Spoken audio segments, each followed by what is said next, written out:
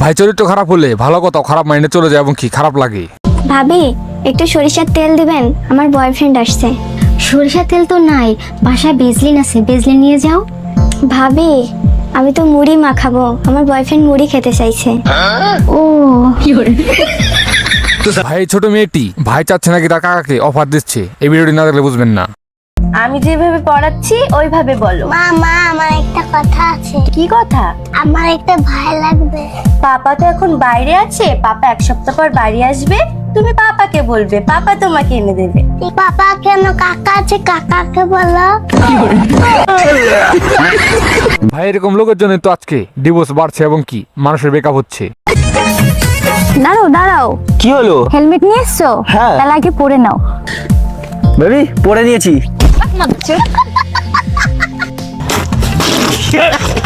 এটা তোমার কোন বান্ধবীর চরিত্রের সাথে মিল খায়? বাবু আমি এসে গেছি। তুমি চলে এসেছো? কিন্তু এই বাচ্চাগুলো কার? কেন তোমার? আমার বাচ্চা। আমি তো 10 বছর বাইরে ছিলাম। আমি তো ভাবলাম তুমি বাইরেও পরিশ্রম করো আবার বাড়ি এসেও পরিশ্রম করবে, তাই তোমার খাটনিগুলো একটু কমিয়ে দিলাম। ভাই ডিপ্রেশন এবং কি অভাব যখন মানুষের জীবনে ঘিরে থাকে তখন এরকমই হয়। Will you marry me? ভাগবো কিছু তাদের কিস্তির টাকা।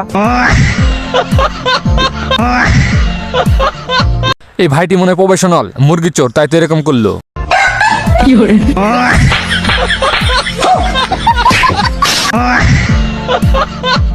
ভাই গার্লফ্রেন্ডের রাগ ভাঙাচ্ছে নাকি গার্লফ্রেন্ডকে অসুস্থ করছে সেটা বোঝা বড় দায়।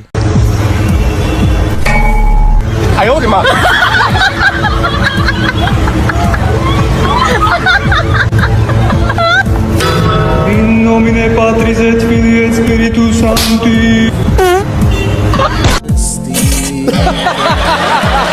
বান্ধবীকে জ্বালাতে গিয়ে নিজে জ্বলে গেল। আরে ম্যাডাম কি করছে? আরে দাদা 2 মিনিট সরি ভুল হয়ে গেছে।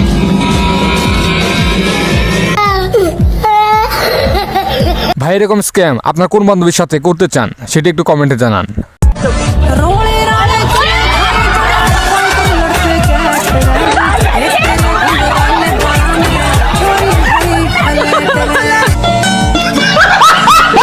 ভাই এরকম চিন্তা ভাবনা থাকলে গার্লফ্রেন্ড বউ হওয়ার আগেই পালিয়ে যাবে।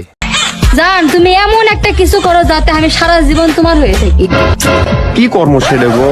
আরে এত ভাবো কি, কিছু একটা করো যাতে আমি তোমার হয়ে থাকি। প্রেগনেন্ট করে দেই। কঠিন ওরা তুই রে। দিদিমা কিন্তু একদম সত্যি কথা বলেছে।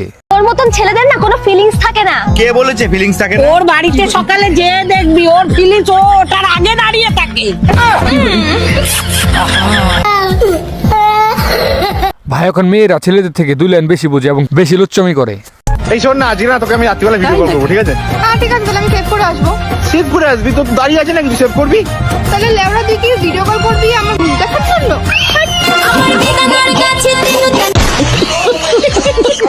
ভাই এটা ছিল দিদিমার একটি উচিত জবাব এবং কি উচিত একটা শিক্ষা। ওই চলো না গো একটু করি।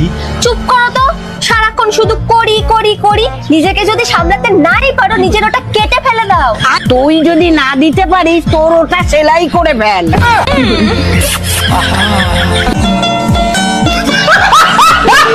হ্যাঁ ভাই এই কথাটা তো সত্যি, মেয়েরা যত সুন্দরী হোক না কেন এটা তাদের পার্মানেন্ট চাকরি।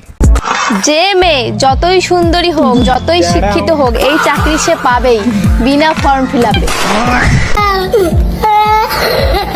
ভাই যেরকম গার্লফ্রেন্ড সেরকম বয়ফ্রেন্ড। বেবি তুমি যে পালানোর কথা বলছো, তুমি আমাকে ঠিকঠাক রাখতে পারবে তো? কেন রাখতে পারবো না? তোকে দুবেলা দুটোর করে রুটি তো খাওয়াতে পারবো তোকে। আমি যেখানে যাবো তুই সেখানে যাবি, একসাথে ঠিক আমাদের খেয়ে পড়ে হয়ে যাবে। ঠিক আছে বেবি কিন্তু আমি 7টা রুটি খাই। তোমার 7টা রুটি? ভাই এটাকে বলে 360 ভোল্টের ঝাটকা, একদম ইনস্ট্যান্ট ব্রেকআপ হয়ে গেল। তুই কি অন্য কোনো ছেলের সাথে প্রেম করিস? পাগল নাকি? আমি কেন অন্য কোনো ছেলের সাথে প্রেম করব? তুমি তো আছো। তাহলে করে নিস, আমার অন্য জায়গায় বিয়ে ঠিক হয়ে গেছে। বান্ধবীর বয়ফ্রেন্ড কাছে গেলে বান্ধবী কি কি করে তাই এক্সপ্লেন করে বলছে। ডলাডলি করে, চিপকা চিপকি করে, এই যে চিপকা কি করে? চিপকা চিপকি করে। মাসো এখন ছেলেদের খাবারে নজর দেওয়া শুরু করে দিয়েছে।